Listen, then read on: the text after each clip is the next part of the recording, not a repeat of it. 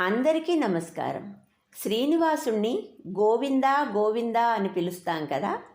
ఆ నామం ఆయనకి ఎలా వచ్చింది అంటే, ఒకసారి శ్రీనివాసుడు అగస్త్య మహాముని వద్దకు వచ్చి, మీ దగ్గర ఎన్నో ఉత్తమమైన గోవులు ఉన్నాయి కదా, నాకొక గోవుని ఇస్తారా అని అడిగారట. వెంటనే ఆయన గోవుని స్వీకరించేటప్పుడు ధర్మపత్ని పక్కన ఉండాలి కాబట్టి మీరు మీ సతీ సమేతంగా వచ్చి గోవుని స్వీకరించండి అని చెప్పారట. మరునాడు శ్రీనివాసుడు భార్య పద్మావతితో కలిసి గోవును స్వీకరించడానికి ఆశ్రమానికి వచ్చారట. ఆ సమయంలో అగస్త్య మహాముని ఆశ్రమంలో లేరట. వారి శిష్యులు గురువుగారు లేరు కాబట్టి గోవుని ఇవ్వడం కుదరదు అని చెప్పారట. వెంటనే శ్రీనివాసుడు కొండవైపు నడిచి వెళ్ళిపోతున్నారట.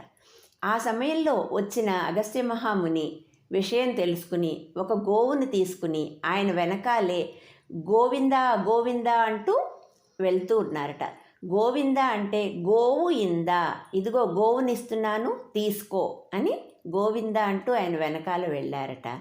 అప్పటి నుంచి ఆ నామం అలా స్థిరపడింది. ధన్యవాదములు.